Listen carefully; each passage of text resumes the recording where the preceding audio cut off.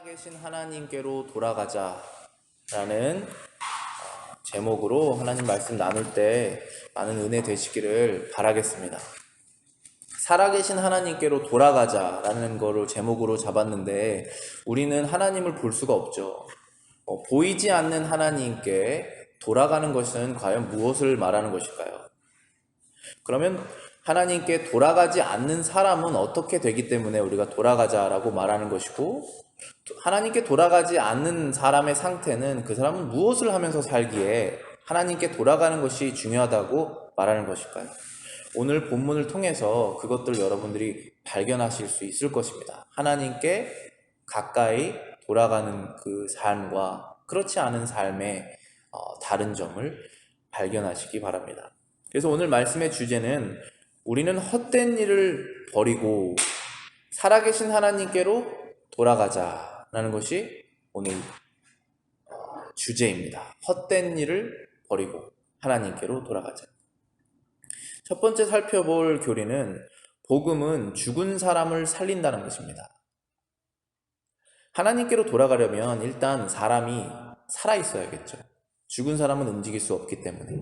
그래서 사람이 살아서 걸어 다녀야 일단은 어느 방향으로든지 갈 수가 있습니다. 근데 지금 제가 말씀드리는 것은 영적인 생명을 의지하죠. 영적으로 죽어있는 상태에서는 하나님을 발견할 수도 없고 또 하나님께로 걸어갈 수 있는 힘도 없는 것입니다. 마치 오늘 본문에서 어머니 뱃속에서부터 걷지 못하는 상태로 태어나서 지금까지 앉아 있어서 어디로 스스로 걸어갈 수도 없는 그러한 사람처럼 우리가 영적으로 죽은 상태는 하나님께로 한 발자국도 갈 수가 없는 그러한 상태라는 것입니다. 그래서 먼저 생명을 얻어야 됩니다. 그래야 그 다음에 걸어갈 수가 있는 것입니다.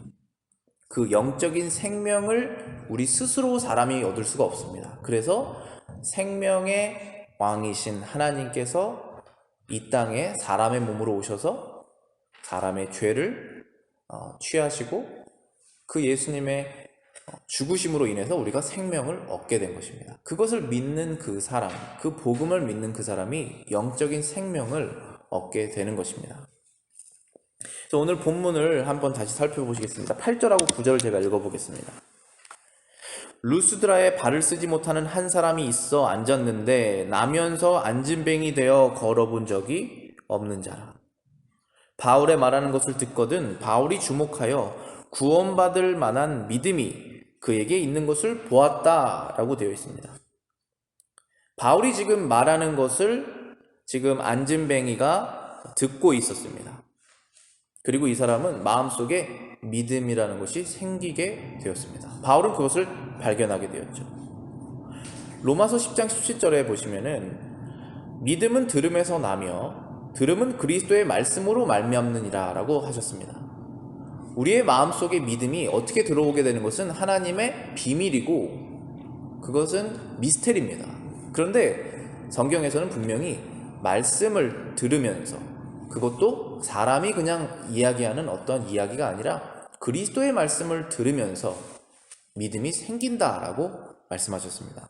지금 이 사람도 바울의 말을 들으면서 믿음이 생기게 된 것입니다. 근데 바울이 지금 무슨 말을 하고 있었는지 아는 것이 필요하겠죠? 사도행전 13장 보시겠습니다. 13장 28절부터 30절에 바울이 말하고 있는 내용들은 계속 이러한 예수님에 관한 내용입니다. 13장 28절하고 30절입니다. 죽일 죄를 하나도 찾지 못하였으나 빌라도에게 죽여달라고 하였으니 성경에 저를 가리켜 기록한 말씀을 다 응하게 한 것이라. 후에 나무에 내려다가 무덤에 두었으나 하나님이 죽은 자 가운데서 저를 살리신지라. 죽을 죄를 하나도 찾지 못했다는 것은 예수님 안에 어떠한 죄도 없으셨다는 것이죠. 그럼에도 불구하고 예수님이 죽게 되셨다는 것입니다. 그런데 하나님께서 그를 죽은 자 가운데서 다시 살리셨다라는 것이 바울의 메시지였습니다. 죽은 예수님이 다시 살아나셨다는 것을 믿는 것이 중요했다는 것입니다. 37절하고 39절 읽어보겠습니다. 하나님의 살리신 이는 썩음을 당하지 아니하였나니. 사람은 태어나면서부터 죽는 그 순간을 향해서 자라나죠. 자라나고 어느 시점이 되면 이제 나이가 점점 들어서 죽음을 향해서 달려가는 것이 모든 사람의 운명입니다. 그런데 예수님께서는 다시 살아나신 다음에 다시 썩음을 당치 않으셨다는 것입니다. 38절입니다. 그러므로 형제들아 너희가 알 것은 이 사람을 힘입어 죄사함을 너희에게 전하는 것이다. 이 예수님을 통하여서 너희들의 죄 사함을 받아라 라고 말씀하셨습니다. 39절입니다. 또 모세의 율법으로 너희가 의롭다 하심을 얻지 못하던 모든 일에도 이 사람을 힘입어 믿는 자마다 의롭다 하심을 얻는 이것이다. 모세의 율법이 무엇입니까? 하나님께서 사람에게 지켜야 된다고 주신 그 당연한 법들, 너무나 도덕적으로 당연한 그 법들을 지켜야 됨에도 불구하고 우리는 그것을 늘 어겨서 하나님께 의롭다 하심을 못 받는 사람임에도 불구하고 이제는 예수님을 믿는 그 믿음으로 힘입어서 하나님께서 우리를 보시고 의인이다라고 선포하시겠다는 약속을 바울이 전한 것입니다. 이것이 우리에게 복된 소식이죠. 왜 복된 소식입니까? 우리는 하나님 앞에서 의롭다 하심을 받을 상황이 아니기 때문에 그런 것입니다. 그런데 예수님을 통해서 의롭다 하시는 구원을 주시기 때문에 복된 소식입니다. 바울은 가는 지역마다 이 복음을 전했습니다. 그런데 이 안진뱅이가 바울의 말을 듣고 자신이 죄인이라는 고백을 마음속으로 하며 그리고 예수님, 바울이 전하는 그 부활하신 그 예수님을 마음으로 믿고 그분을 통해서 내가 하나님의 천국에 들어갈 수 있다라는 그 믿음이 마음속에 생겼다라는 것입니다. 이것이 중요한 것이죠. 그 안진뱅이가 고침을 받는 것도 너무나 중요한 사건이지만 이 사람 마음속에 그 믿음이 들어갔다는 것이 중요한 것입니다. 그런데 바울이 그것을 알았다는 것이죠. 9절에 보시면은 바울이 주목하여 구원받을 만한 믿음이 그에게 있는 것을 보았다라고 되어 있습니다. 우리말 성경에서는 구원받을 만한 믿음이라고 되어 있고 제 영어 성경에서는 faith to be healed, 직역하면 고침을 받을 만한 믿음 이렇게 되어 있습니다. 그러니까 바울이 지금 말하는 것이 안진뱅이가 완전히 고침을 받을 만한 그 믿음을 말하는 것인지 아니면 영원한 생명을 얻는 그 구원을 말하는 것인지 지금 다른 것처럼 되어 있지만 헬라어 원문을 보시면은 여기 주보에도 나와 있지만 소조라는 단어는 영적으로 구원을 얻다라는 그런 의미가 더 강합니다. 그래서 이 바울이 그가 영적으로 구원을 받을 만한 그 예수님을 믿는 믿음이 있기 때문에 바울이 그걸 보고 일어나라라고 얘기했다는 것입니다. 사람은 이렇게 바른 지식을 들으면서 믿음이 생깁니다.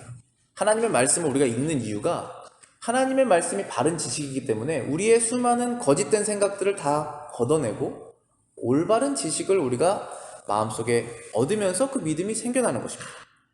그리고 그 믿음을 얻게 된 사람은 구원을 얻게 되는 것입니다. 자, 구원을 얻는 사람은 무슨 일이 일어나는 것이냐면 생명을 얻는 것입니다. 자, 그럼 우리가 지금 믿는 사람, 믿지 않는 사람 다 걸어서 움직이고 살아있는데 무슨 생명을 말하는 것이냐?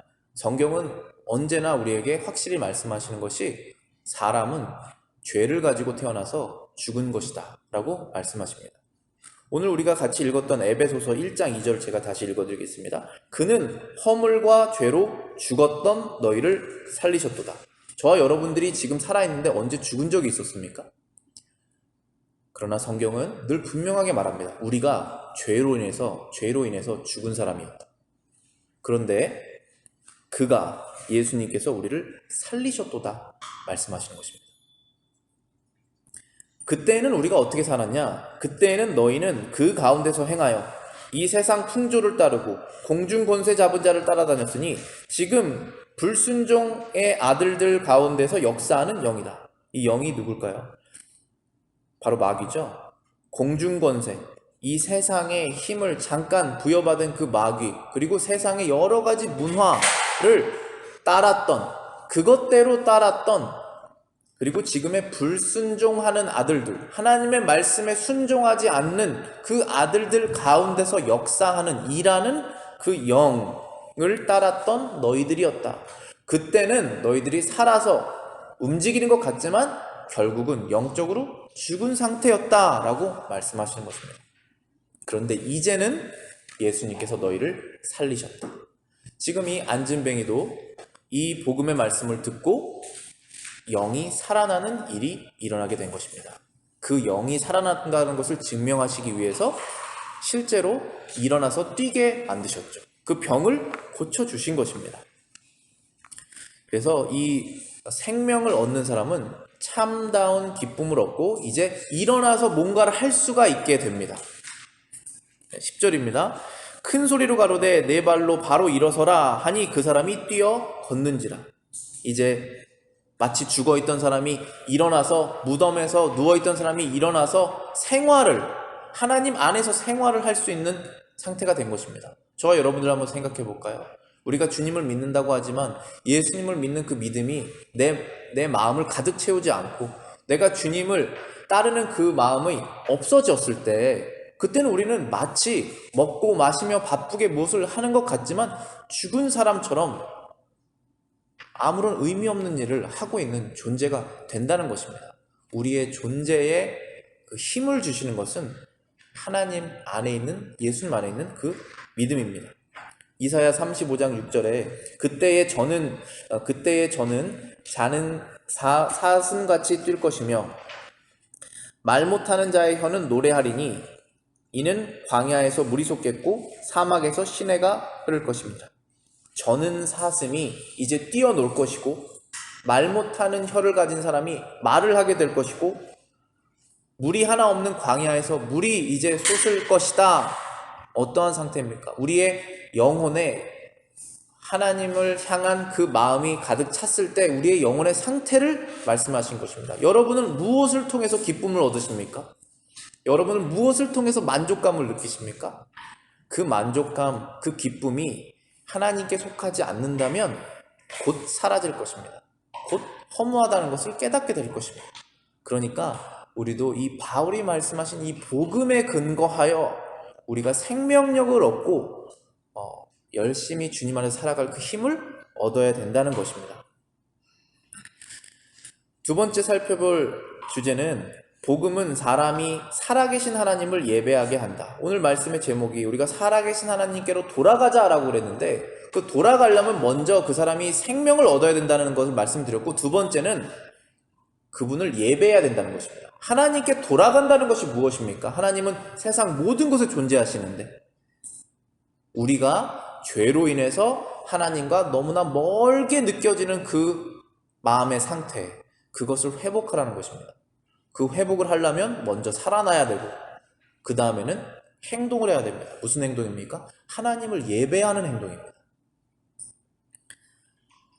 사람은 그 생명력이 없고 주님 안에서의 거듭남이 없으면 헛된 것을 예배합니다. 사람은 모든 것을 다 예배하게 되어 있습니다.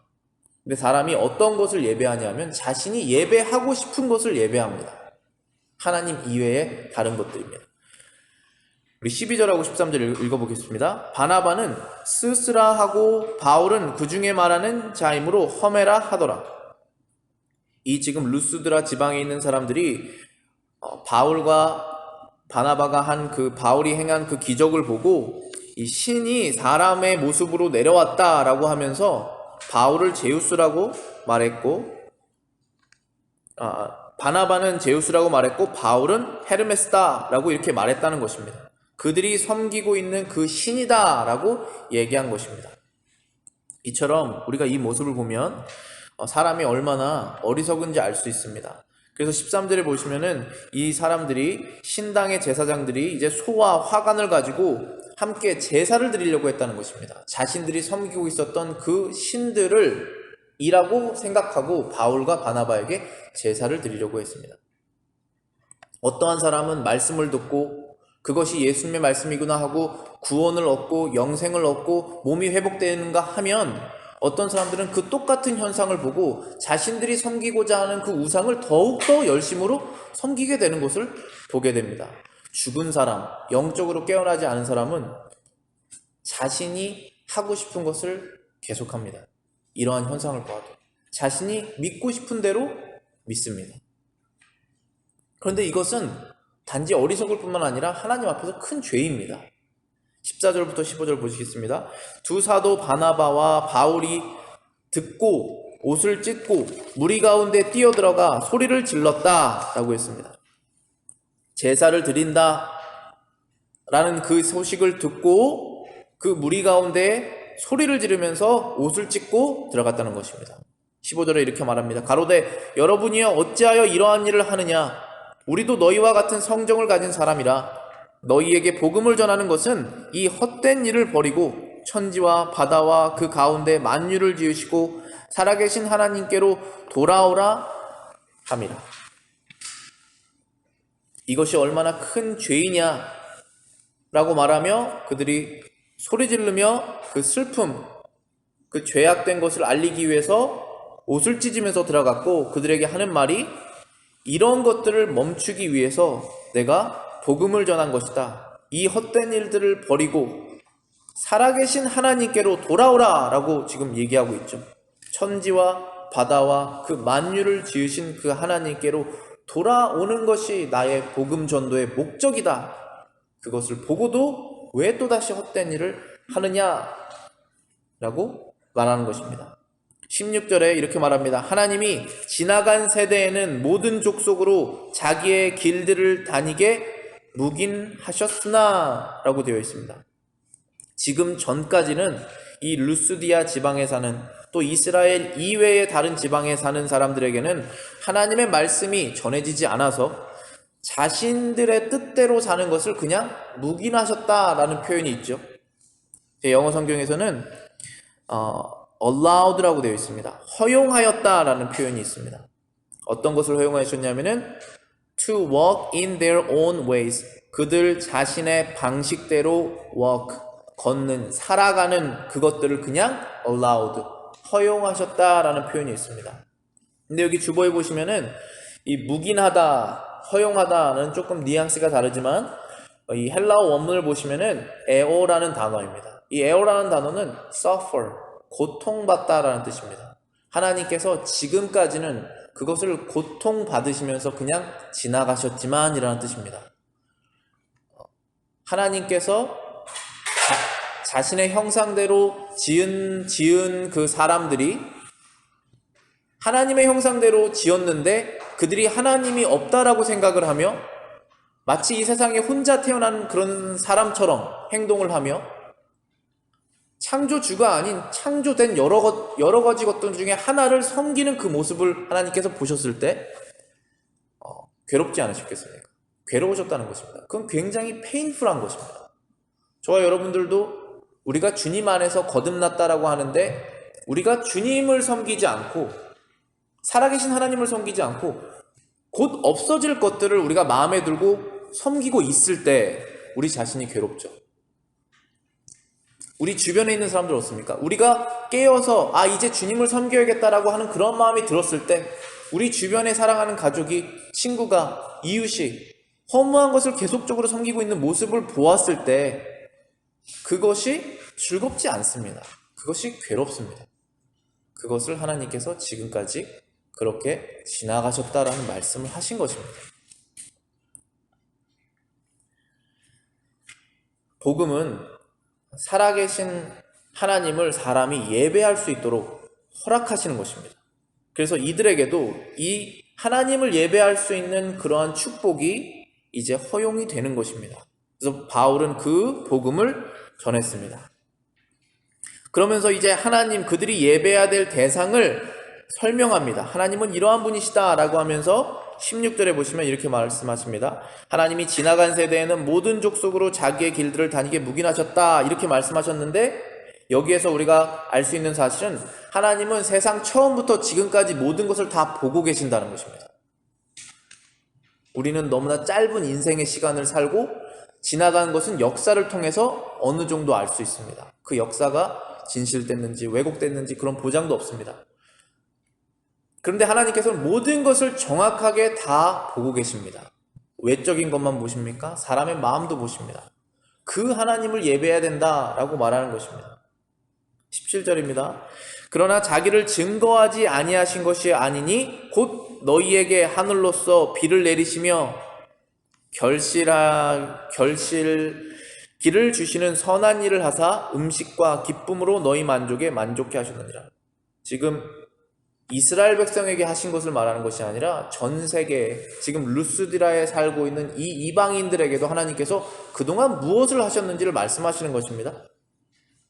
하나님께서 자신을 증거하셨다라고 말씀하셨습니다. 증거.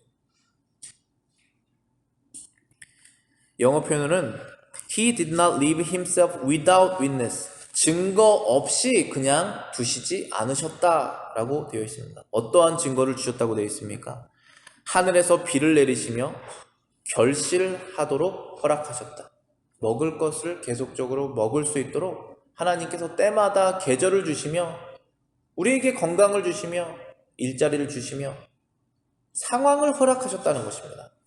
그래서 하나님 자신을 나타내셨다는 것이죠. 우리는 해를 뜨게 할 수 없습니다. 우리는 계절을 바꿀 수 없습니다. 그러나 하나님께서 그것을 신실하게 계속적으로 하고 계셨다는 것입니다.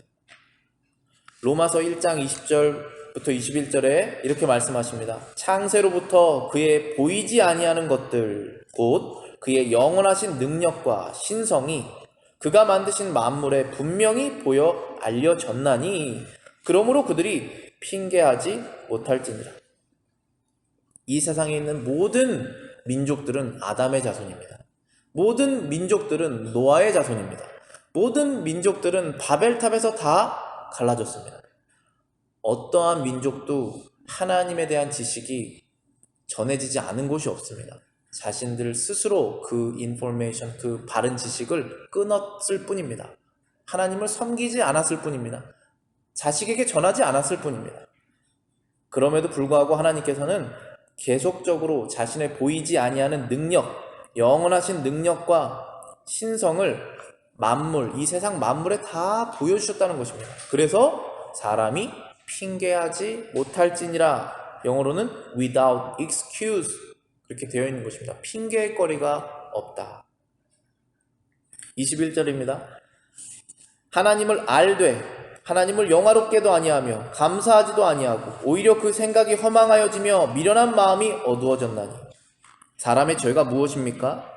예수님을 믿지 않는 그 죄로 하나님께 심판받는 것이 아니라고 제가 늘 말씀드립니다. 사람의 죄는 하나님을 마음속으로 알되 하나님을 영화롭게 하지 않고 감사하지 않고 오히려 그 생각이 허망해져서 계속 보이지 않는 하나님을 예배하지 않고 보이는 것들을 계속 마음으로 예배하고 있는 그것이 죄다라고 말씀하시는 것입니다. 사람은 이 살아계신 하나님을 예배하는 것이 너무나 마땅한 것입니다. 하나님께서는 17절에 보시면 선한 일을 하셨다라고 되어 있습니다. 음식과 기쁨으로 너희에게 만족해 하셨느니라. 우리가 먹을 것이 한 3일만 없어 보면 얼마나 슬프겠습니까? 일주일만. 그런데 때마다 하나님께서 우리에게 음식을 주시는 그 감사함이 있죠. 그러한 선한 일을 예수님 믿는 사람에게만 주십니까? 아니죠. 모든 사람들에게 행하시는 것입니다. 그 선행을 하나님께서 하고 계셨다. 그분을 예배해야 된다라고 바울이 얘기하고 있는 것입니다. 이렇게 사람은 복음을 들으면서 영적인 생명이 회복이 되고 그리고 그 회복된 사람은 이제 헛된 일들을 버리고 살아계신 하나님을 예배하게 됩니다. 그러면서 그 사람이 하나님께로 돌아가게 되는 것입니다. 하나님께로 돌아간다는 것은 무슨 거리 쪽으로 돌아가는 것이 아니라 우리의 마음이 헛된 것을 예배하는 것을 이제는 버리고 영원하신 살아계신 하나님을 예배하는 그 마음으로 회복이 되는 것이 하나님께로 돌아가는 것입니다. 우리는 하나님께로 돌아가야 됩니다. 우리의 마음속에 자리 잡고 있는 그 허무한 것들을 다 버리고 살아계신 하나님께로 돌아가야 됩니다. 이것이 복음이고 이것이 복음 전도인데 이것이 지금도 계속 되어야 됩니다. 15절에 보시면 바울이 이렇게 말합니다. 우리도 너희와 같은 성정을 가진 사람이다. 그러니 우리를 예배하지 말아라. 이렇게 얘기했죠. 성정. 영어에는 nature라고 되어 있습니다. same nature. 똑같은 본질적인 사람이다. 무슨 뜻입니까? 생각이 그리고 우리의 능력이 다 제한되어 있고 우리의 의로움이 제한되어 있고 똑같은 죄인이다. 나는 너희들과 똑같다 얘기하는 것입니다. 그런데 바울은 이들과 똑같은 사람인데 허무한 것을 예배하고 있지 않죠. 바울은 무엇이 진짜인지 알고 그 하나님을 예배하고 있습니다. 예수님을 먼저 접한 사람은 비록 똑같은 죄인이지만 다른 삶을 살게 됩니다. 그리고 그 사람은 아직 그렇게 되지 못한 사람에게 복음을 전해야 되는 것입니다. 그 복음은 우리와 같은 평범한 예수님을 믿는 사람들이 전하는 것이고 누구에게 전해져야 되냐면은 사람을 골라서 전하지 않습니다. 모든 사람에게 다 전해져야 되는 것이 예수님의 복음입니다. 16절에 보시면 모든 족속에게 이것이 전해질 것이다.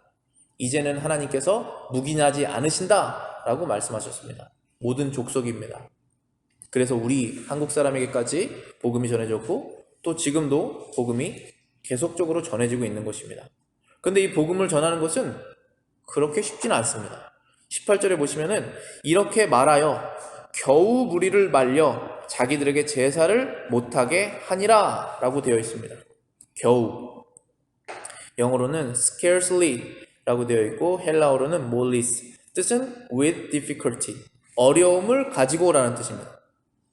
이렇게 말하면 당연히 받아들여야 되는 것이 맞지만 그것이 어렵게 받아들여졌다는 것입니다. 여러분 안 믿는 사람들에게 복음을 한번 전해보셨습니까?